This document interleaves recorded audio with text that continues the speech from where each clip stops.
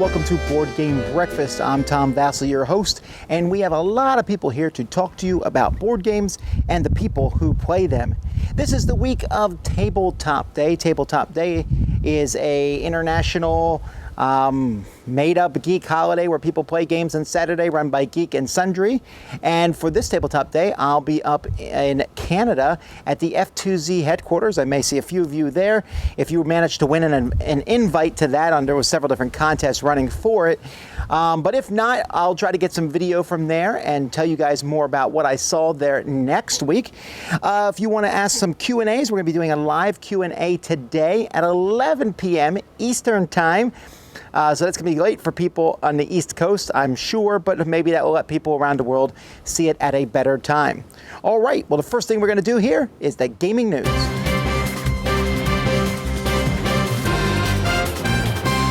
In big surprise gaming news, Avalon Hill and Hasbro announced a new expansion for Betrayal at House on the Hill. Betrayal at House on the Hill is a horror game where they mixed every B-horror trope in one thing. A bunch of people would go through this cooperative style game. One of them would turn out to be a traitor. There was 50 different scenarios. Some of them were kind of broken. Hopefully the new ones are not going to be. This one adds 50 more scenarios and has lots of them. So Betrayal at House on the Hill, Widow's Walk. With some of the designers, they got Peter Atkinson, Rob Daviau, Liz Spain, Angela Weber. There is many different designers that they've listed. I'm very intrigued because if each designer is picking one scenario to work on, I would assume that each scenario would be pretty interesting. So that'd be fun to see.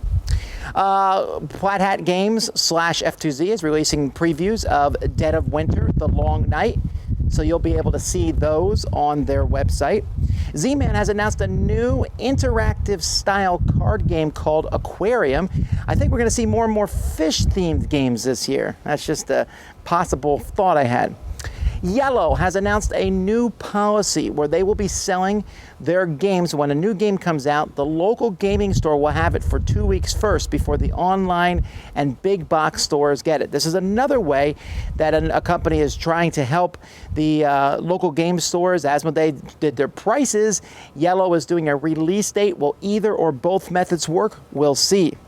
Speaking of Asmodee, they have announced in conjunction with Space Cowboys, Route 666. This is a zombie road trip game designed by Martin Wallace. Yeah, none of those words made sense in the same sentence, but that's what you have.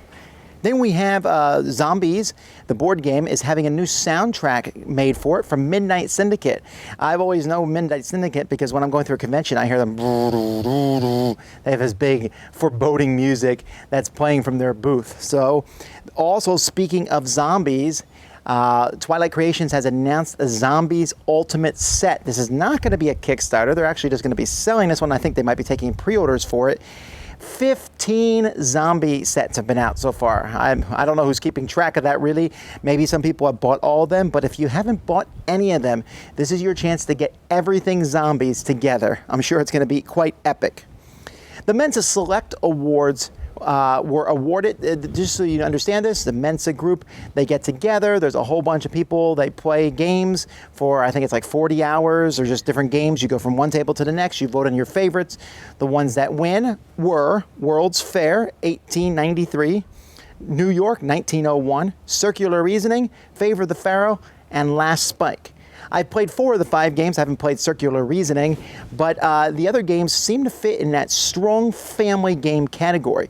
It looks like the Mensa Select Awards are kind of what the Spiel des Jahres Awards are over in Europe. I mean, they don't have that same kind of clout.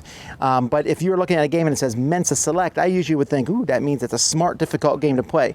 No, these are great, solid family games. Cool Mini or Not is bringing Kaleidos to America. Now, Kaleidos is a game that's not new. In fact, it's 20 years old. I believe it was nominated for the Spiel des Jahres. There was a version of it in America, or at least from reading the rules, a game called Picture Picture, which is a game I enjoyed. This looks very similar to that, where you see a picture with a million objects on it. You got to write something that you see in that picture, but not write anything that anyone else has seen. Speaking of Tabletop Day, Tabletop Season 4, it's been announced that they are currently in production as we speak, and they will have their season of episodes being released in June and July. Also, Barnes & Nobles is having store-wide meetups this Saturday, which coincidentally is also Tabletop Day, but this isn't called Tabletop. This is just they're getting together. So they're going to have a game meetup, and they have specific games planned. If you're not going to any game meetup, I encourage you to go and show up at one of these and help them show that this is something I like to see them repeat in the future. Hopefully they'll do it on a day that's not Tabletop, and then I'll be right there and at one of these stores also. But I would like to see this continue and hopefully bring gaming to more people. And then I saw a video of people playing Flaming Giant Jenga. Gave me some ideas. No, my wife said no. All right, Kickstarter news.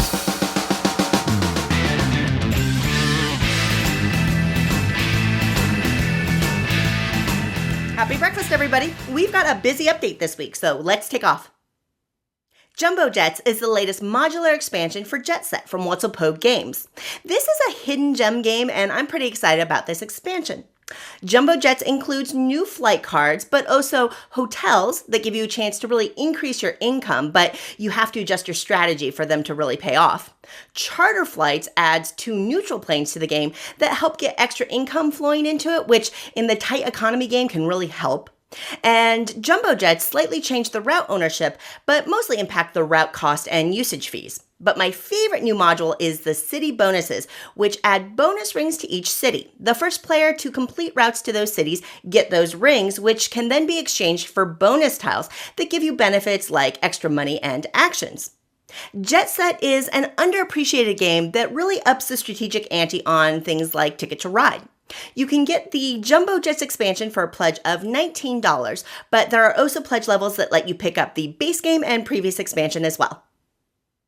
En route is a quick pick up and deliver game with a lovely design aesthetic. Yeah, I'm a sucker for pretty things, and I love it when games use that minimalistic flat design. This is a simple game of producing and moving goods around a map in the hopes of being the first to complete your 3 secret goal cards. Competition increases as the goods accumulate on locations, and there's a little bit of take that to increase player interaction.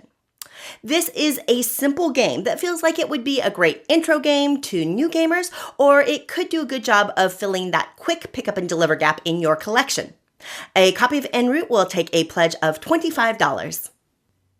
Lark Lamp is either the most innovative or most gimmicky game system idea I've seen in a while. Inspired by old parlor toys, the Lark Lamp uses an LED light to cast a board game onto the table.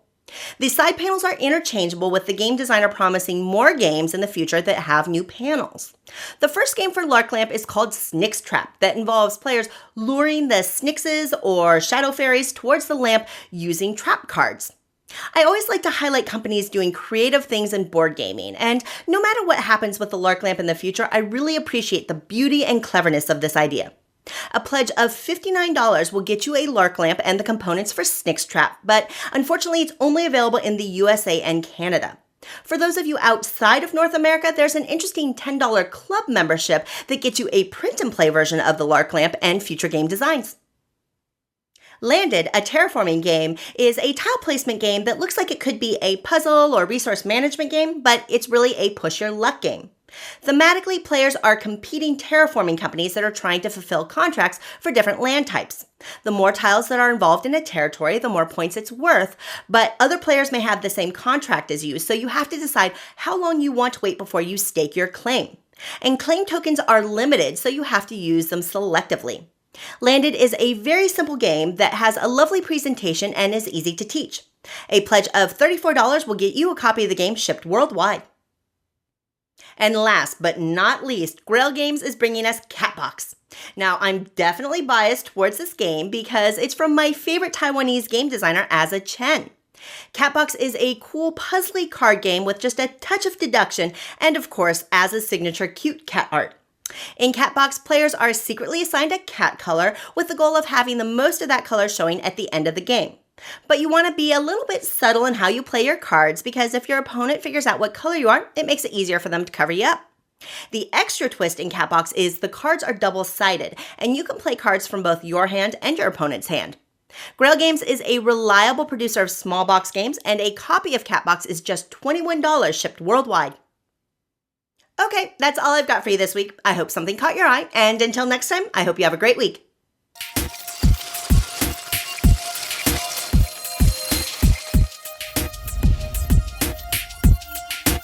There is a long-standing rule of board gaming, the so-called Jones rule, which states that you should not own two types of the same type of game, because you'll only play whichever one you like better. So, for example, if it's worker placements, get rid of the lesser of the two worker placements and just keep one. This rule of gaming is so long-standing, I have no idea where it came from or who Jones is. Recently, here on the Dice Tower, when Mr. Tom Vasel introduced Vasel's Law, which states that if a game is good, it will get reprinted. We've already seen that twice this year, with Star Wars Queen's Gambit getting reproduced as Star Wars Risk, and again with Witch's Brew being reproduced as Broom Service. I don't know if Jeff Engelstein over on Ludology has ever codified it as his law, but I'll say that Engelstein's law is the more luck that is involved in a game, the shorter it should be. So a lot of people on the internet have been asking, what is Whitley's Law? Is it some interminable discourse on the Dice Tower People's Choice Top 100? Or is it some esoteric bit of timely pop culture that no one else really cares about? Or is it just something about Dungeons & Dragons? No, my friends. Here is Whitley's Law. If the gaming architecture is built around a bipolar conflict, it will not accommodate more players. If a game is designed for 2 players, it is probably a terrible game for 3 or more players. Inversely, if a game is designed to be successful with 3 or 4 or more players, it is probably terrible with 2 players. I think you particularly see this in worker placement games. I'm thinking notably of Stone Age, which is my favorite worker placement game, where it's fantastic with 4 players, pretty good with 3 players, and terrible with 2 players. But what are examples you can think of Whitley's Law? Put them in the comments down below. Now, you may be saying that this isn't super insightful, or maybe you've already heard other people say this before. They just didn't try to put their name on it. But I have, because it is Whitley's Law. According to my notes, the Jones Law, or Jones Theory as it was called, was created by Cody Jones from the podcast Game On with Cody and John. They're both still in the business. Cody is a graphic designer, and John running his own video show. Hey there, this is Mike with the Board Game Makeover. In this week's episode, I'm starting a 5-week series on the top 5 board games you can take on a plane. Not travel games, not simple games. I'm talking about real board games that you can play on a plane. And this week, I'm starting with the same thing I did last week called Room 25. Now, last week, you added the tiles to the game to make it better. This week, I'm giving Room 25 a makeover so that you can take it on a plane and play with a friend next to you on a plane. Let me show you what I did. After producing the player boards to a smaller size, they were printed on photo paper and glued to the backs of a thin layer of magnetic business cards which were attached to a thin piece of cardboard. The magnets were attached to both sides of the cardboard to allow the use of different player boards onto each side. I did this because on a plane, you will typically be playing a 2-player game choosing 2 of the 6 available characters. The action markers were changed from a square to a circle so I could use these 1-inch diameter mini poker chips as a base. I used the Creative Memories 1-inch hole punch to create perfect magnet, character, and action circles that easily attach to both sides of the poker chip using Mod Podge matte glue. The rooms were made by starting with 1.5-inch square laser-cut balsamic wood and attaching the magnetic layer, then gluing the room graphic onto the front and a custom room door graphic onto the back. I attached flat metal washers to the bottom of the miniature so they would stick to the magnetic tiles. Everything turned out great, and even with the occasional turbulence or having to pause the game for various reasons, the board and all of the pieces stayed securely in place and provided a pleasant and enjoyable plane trip. Well, I took all the pieces from Room 25, I downsized them, I added metal, added magnets, so that they would fit onto this Imaginettes box that I found at the thrift store. And it fits perfectly. The next 5 games I do, including this one, will fit into this box that you can take on a plane and play board games on a plane. Thanks for watching the Board Game Makeover. We'll see you next time.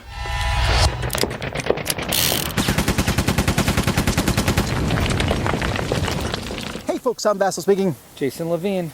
And today's question is from Steven, and he says, do we like to play solitaire games, and do we think it is a growth area for the hobby? So there's a lot of games, a lot more nowadays, that come out with a 1-player variant, where you can play the game on your own. There's some games that are actually made to be played solitaire. I believe Freeman Freeze put out one called Friday. You can play the card game Solitaire yourself, but there's a lot of games that have a 1-player variant. Do Do you ever play these one-player variants? I don't play one-player variants because I see no reason to play a one-player variant.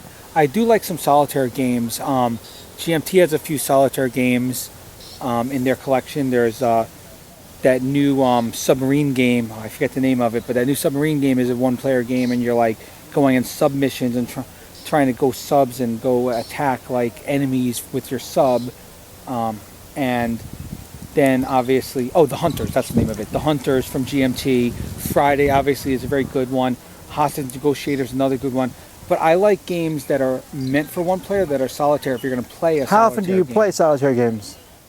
Not so often. I mean, sometimes, like, I remember when Pandemic came out, and there were times that I sat home and I'd be like, okay, I'm going to play Pandemic. But I wouldn't play with one. I'd play with all four, but I would just control all four characters. Or, like, I know we played on your iPad. I was playing on our last plane flight. I was, when you fell asleep, as you always do on the plane, I pulled out, you had Forbidden Island, so I was playing Forbidden Island, but I was playing with four characters and playing it by myself. So I think games that are co-op naturally lend to, you could just play all the characters yourself, and it's more like a puzzle, or a game that's designed for it. But games that are multiplayer, I don't think I'd ever play a game like Agricola or Caverna or anything like that as a solitaire. Even if there were solitaire rules with a robot player, I just don't see the need for that. Yeah, well, I'm not a big solitaire player at all. I would say I do it every once in a while. I will play on the iPad solitaire when I'm by myself because it's very simple. You don't have to set up. Everything moves around. I'll play like Ascension, Ticket to Ride, Small World, Carcassonne.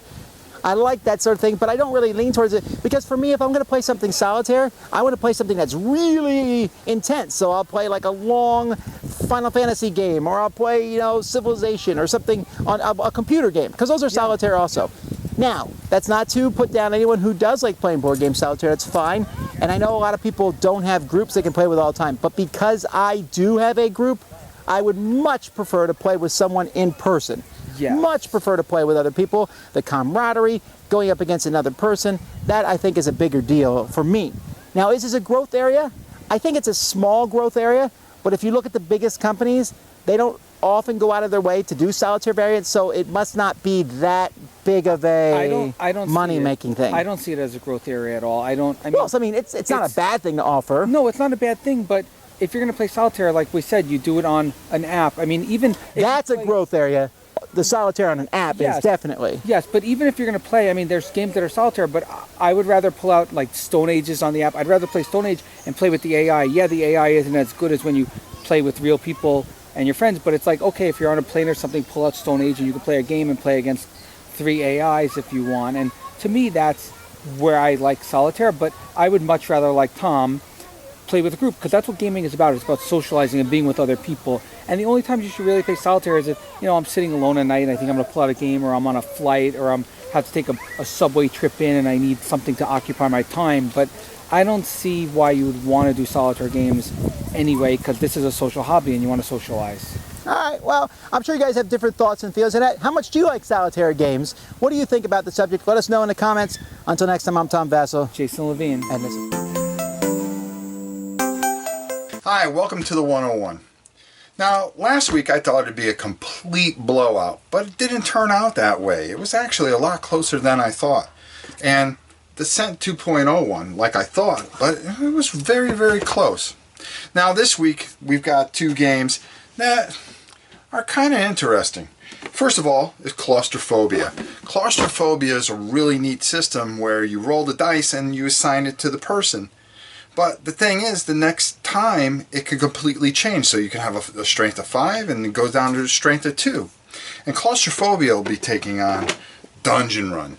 Now, Dungeon Run's a really, really great game, and we really enjoy it. You start working out together, but once somebody grabs onto the stone and defeats the villain after you guys co-opt, kinda, only one person can win, so they've got to exit out with the stone while everybody else is trying to get it from them. So it starts out friendly and becomes quite ugly. So those are the two games that will be up for voting this week.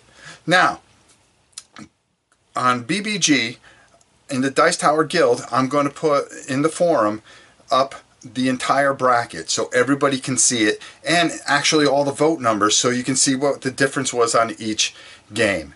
And that way you guys can track along and see as things go and progress and know which matchups are coming up in the coming weeks.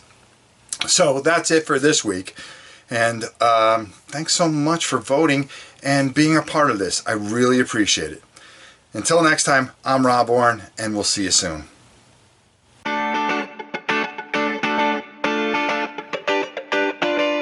Hi, my name's Dave Adams. Welcome to Good Game, Better Gamers. One of my favourite games of all time has got to be Antoine Bowser's Ghost Stories. Published in 2008 by Repos Production, you play between 1 to 4 players in a cooperative battle against the forces of hell. Taking on the role of Taoist monks, you try to defend against the leader of these demonic forces, Wu Fang, and to try and force them back and to protect the village, using the skills of the village as well as your own abilities. The one thing I can tell you about this game, I am yet to defeat it. Not once have I defended the village successfully against the forces of evil. So why would I play a game that I clearly am not capable of winning? It's not like I don't know that I can win the game. I've got friends who defeat it regularly at the intermediate level and sometimes even at the really hard levels, which kind of blows my mind. But why would I play a game that I've continually failed at? Well, I genuinely believe that games are not just a way to escape the world, but can fundamentally help us to be better people within it. Every time I play Ghost Stories, I face the challenge of knowing that I might die, or I might get to the end of the game and be completely unsuccessful. Now, it may seem counterintuitive, but writers in education, in innovation and creativity are desperately looking to help kids of today learn how to fail well. Many successful Fortune 500 companies have adopted a process of fail quick and fail early because they know that failure is the pathway to success. Learning to fail well is definitely one of the keys to success in the modern world, and board games provide us a way in which we can do this in an environment that is both safe and fun. I'm looking forward to exploring these topics and more as we begin to look at how good games can help us to be better gamers. Until next time, I've been Dave Adams. Enjoy your breakfast.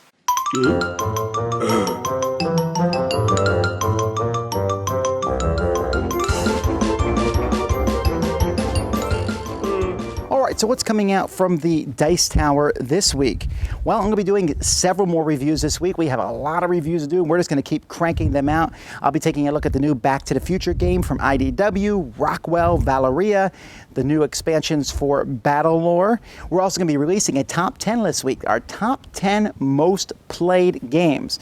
And I'll be looking at some more of my alphabet lists. I think I'm on P and Q this week or something like that, or O and P. We'll finish this alphabet thing sooner or later. And you're going to see lots of other videos from all the different contributors and, of course, all the podcasts. Check our podcast. If you've never listened to the audio podcast, we put up a video version of it to some degree with pictures and stuff each week. We're now going to have those come out regularly.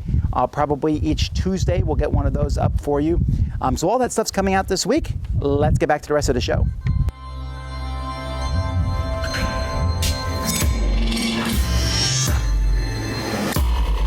Hello, Chaz Marler from Pair of Dice Paradise here, continuing my list of the top 5 most important board game design elements, according to me. This is my official list, but I've also been known to pour orange juice and malt liquor onto my breakfast cereal, so really, how authoritative of a list can it really be? Last time, I started counting down the list with numbers 5 and 4, the game's name and components, respectively. And now we continue on to number 3, the artwork.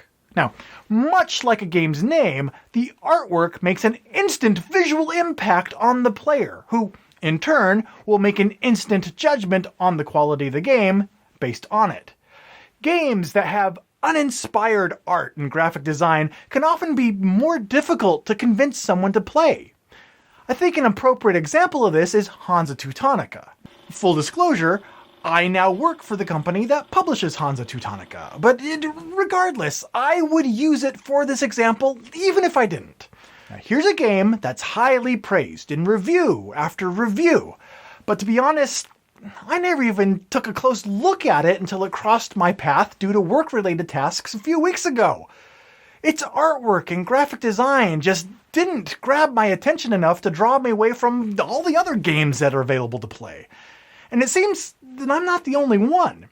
Reviewer after reviewer says the exact same thing.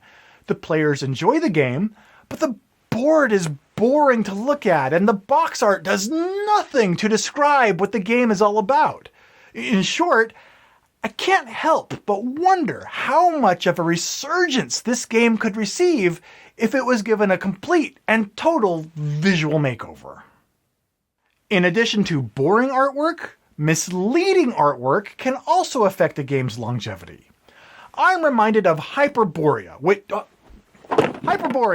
which in addition to breaking rule number 5 with a name that could be misinterpreted as hyper-boring, featured a group of grizzled fantasy adventurers on its cover. However, the game itself, inside the box, plays more like a worker placement Eurogame. Now, Hyperborea is not a bad game, and it still receives much deserved praise.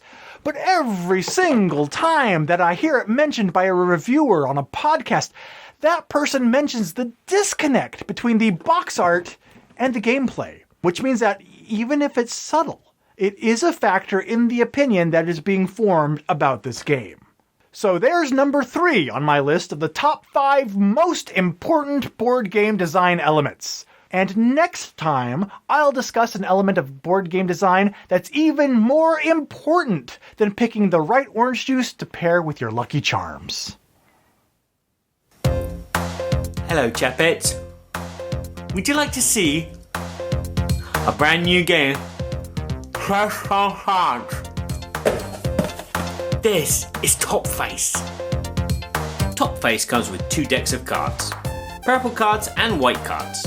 The purple cards you will spread out on the table face up, so you can see all the faces. The white cards will make a deck to draw from. You'll choose your starting player. They will then draw the top card from the deck, secretly look at the image, and then say top face and mimic the image on the card. All the other players take one finger and place it on the image that they believe is the grimace on the card. If nobody gets it correct, the white card goes back on the bottom of the deck. But if someone gets it correct, they take that card. On the back, you'll see that it gives them 2 points. And the person that made the face will get the 1 point from the white card. Play passes to the player on the left, and you do this again until one player has 9 points. There are 2 other ways to play the game. There is one version where everybody takes a white card and makes the face at the same time. You take the sound timer, you turn it over, and then everyone has to guess which images are for the other players. And another way to play it is to get as many faces done in the amount of time it takes this sound timer to run out to get maximum points. So look out for a funny party game when it comes to you. But when would that be? Je ne sais pas.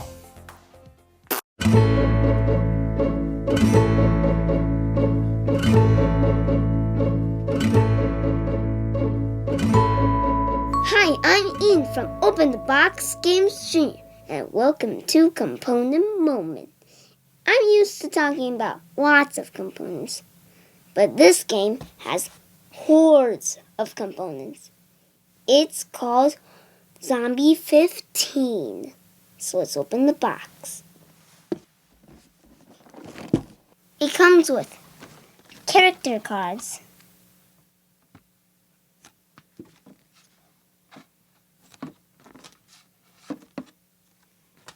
a music disc, tokens, a horde box. Finally, the hordes I was talking about. Hordes of zombies, of course. Even an alpha. And then there's the heroes, color-coded for convenience. A stack of terrain tiles. Look how thick they are. And last but not least, item cards. Clearly, this, my friends, is a game of apocalyptic proportions. See you next time.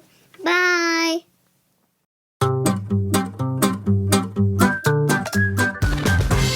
Hey folks, 2 weeks ago I was at the Gathering of Friends, and if you saw this past week, Jason did a blog where he went around and showed you what it was like to be at the Gathering of Friends. Now the Gathering of Friends is an invite only convention. Alan Moon initially started this where he invited some of his friends, then he allowed them to nominate other friends, and the different people came to the gathering. And there are many other invite gatherings. There's golf games and there's gatherings you never heard of because the invited list is so small, and maybe they don't talk about it to anyone else other than people who have gone. And I remember when I first got into the gaming business, there was this cool factor where it's like, oh, wow, if you get invited to the gathering of your friends, you have arrived. You get to see stuff no one else gets to see. You get to hear designers and publishers. Well, this is no longer a factor because there are so many conventions to go to that you don't need to feel jealous, oh, I can't go to something like this. If you want to meet a designer or publisher, there are many different conventions that are free to everybody to go. But this got me thinking about the whole invite only. Now, some people are going to have problems with invite only conventions versus open conventions, but I want to specifically bring this back to local gaming groups, having an invite only meetup and having an open meetup. Now, when you have an invite only meetup, you have your own gathering at home. There are some pros to this. First of all, the location. You can control the location. You might say the location's at my house, or it's at Susan's house, or it's at Bob's house. And so you get to pick where it's at, or maybe it's in a private club, or whatever you might have. You have the opportunity to pick the location. You also have the opportunity to put whatever rules you want into play. If you're doing it in a public place, whoever is running the club might get to pick the rules, or if you're at a store, you're kind of stuck with the rules of that store. I was recently at a store where people were shouting obscenities really loudly across the store. I'm not a big fan of that, but the store didn't have a problem stopping it, so I'm stuck with their rules. While if I have it at my house and you stand up and shout that, you probably won't be invited the next time we get together. Also, you can do like-mindedness, and what I mean by that is if you want to play war games, you can invite people over who are going to play war games. You don't have to invite people over for a nice night of Panzerleader, and they're like, woo, let's play apples to apples. Yeah, okay.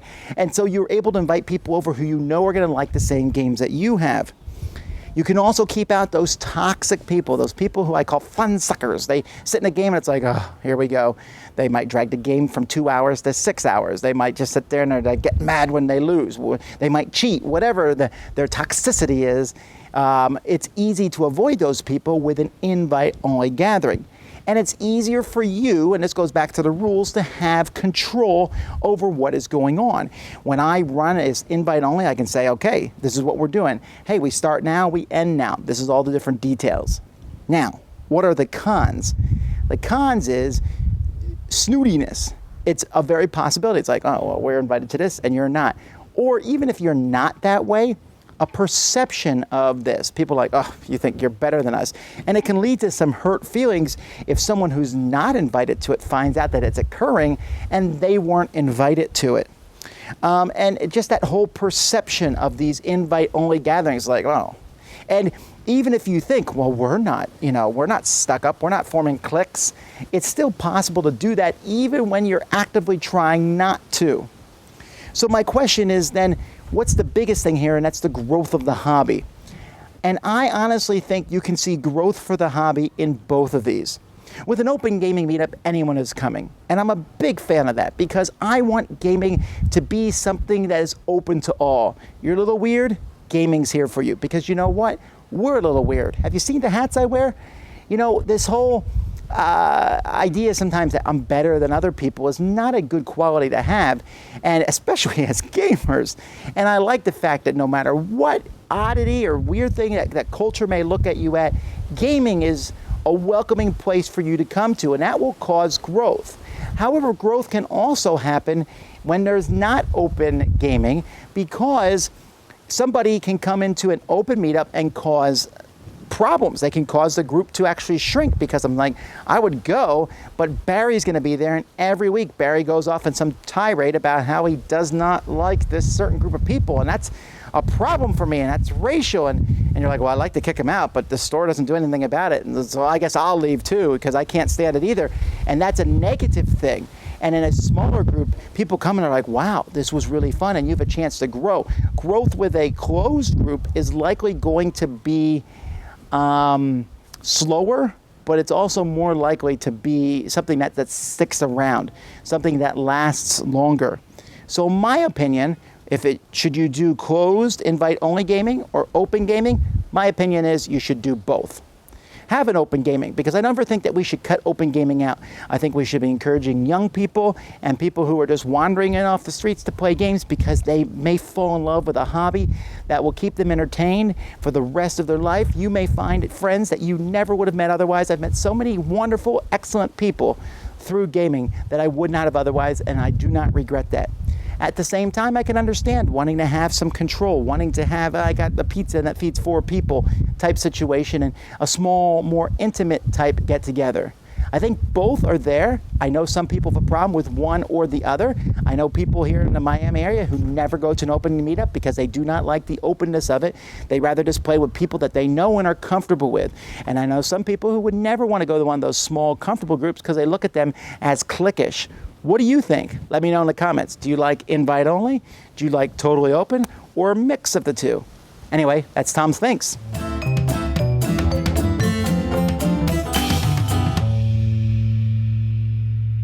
Hi guys, my name is Dave Luzin and this is Playing the News. Where would a game be without any rules? Sometimes we follow them loosely, mostly we follow them to the letter. And more than I'd like to admit, you can find me mid-game frantically looking through the rulebook, hoping to find a rule to bend in my favor. The German comedian Jan Böhmermann made a satirical musical parody on the Turkish president Erdogan. The 2-minute-long video shows the Turkish government's crackdown on women's rights, media and courts, among other things. The Turkish government was outraged and asked for direct removal of the video. The comedian then tried to bend the rules of the freedom of speech legislation and responded with the public citing of an insulting poem under the guise of "things you cannot say on German TV." The Turkish government, on its turn, then dived deep into the German law books and dug up a little-known German law on insulting foreign leaders, and now lodged a formal request with the German Foreign Ministry to prosecute Mr. Böhmermann. A request that was approved by Chancellor Merkel. Both parties are playing a high-stakes game where it is still unclear how the law will be interpreted. So this week I am playing a game where the rules state that you break them. This week I am playing Cheating Moth. In Cheating Moth, players want to get rid of their hand cards. They do this by, on their turn, play a card on the central discard pile in the middle of the table. The cards are numbered 1 to 5, and you can only play a card if it's either one number higher or one number lower than the previously discarded card. Some cards have special powers, like the Ant card. The fun is all about the Moth cards. Moth cards you cannot discard on the discard pile. You cannot even give them away with special other cards. No, you need to get rid of them by cheating. So you put them in your sleeves or you throw them away. One player is assigned the guard card and he needs to keep his eyes peeled for cheating players. Cheating Moth is a fun little game where the players need to be creative in order to win. Break the rules with Cheating Moth. Thanks for watching.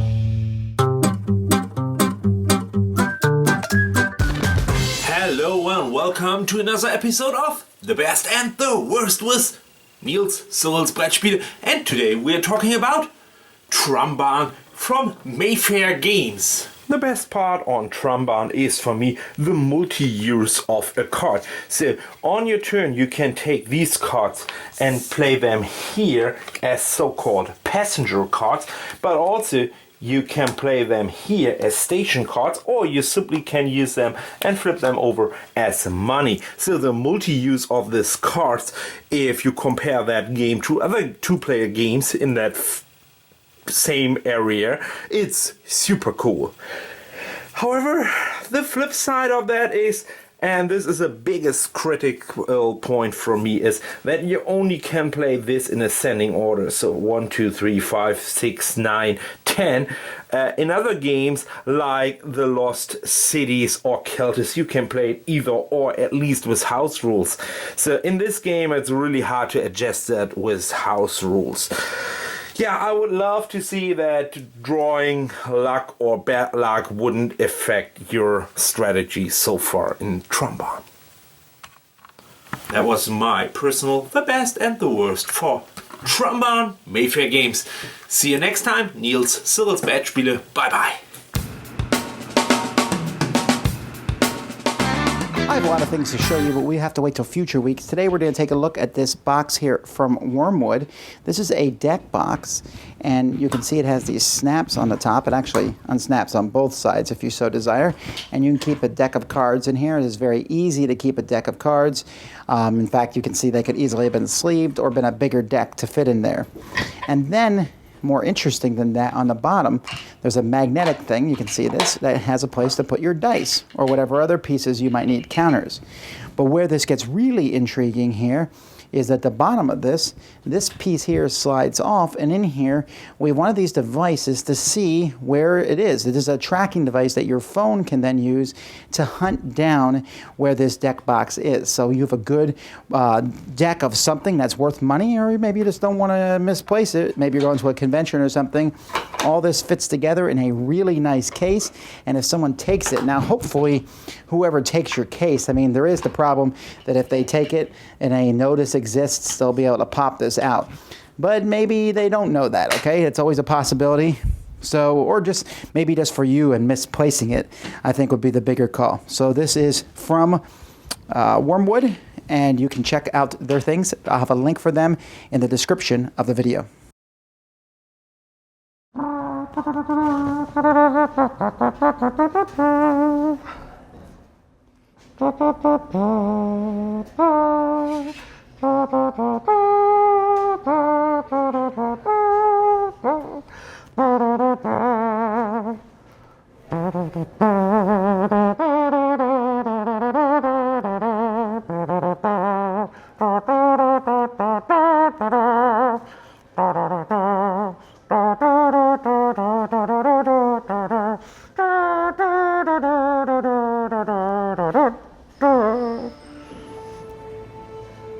Risk Star Wars Edition is a two-sided game, Empire versus Rebellion. Each of the three mini-games is resolved heavily using dice. Each side has a unique deck of cards that allow you to issue orders in one of the three battles. What's really cool about the game is you are going to be making choices. You're going to be programming the cards that you want to use that round.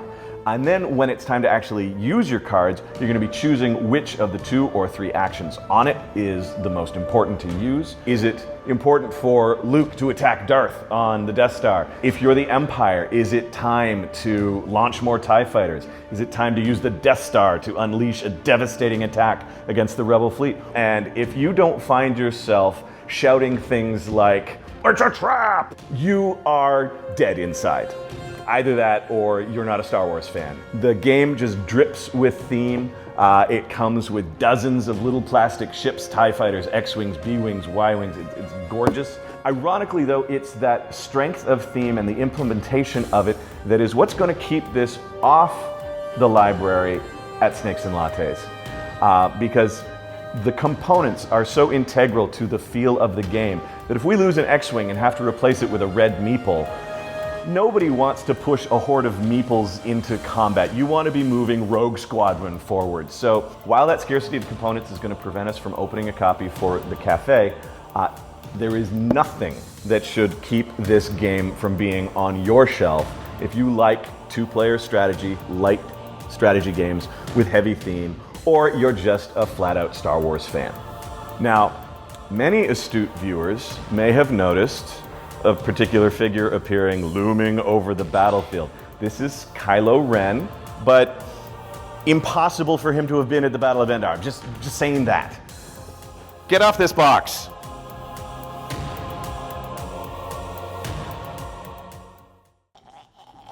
Okay, you can stay. You can stay. Quite a temper.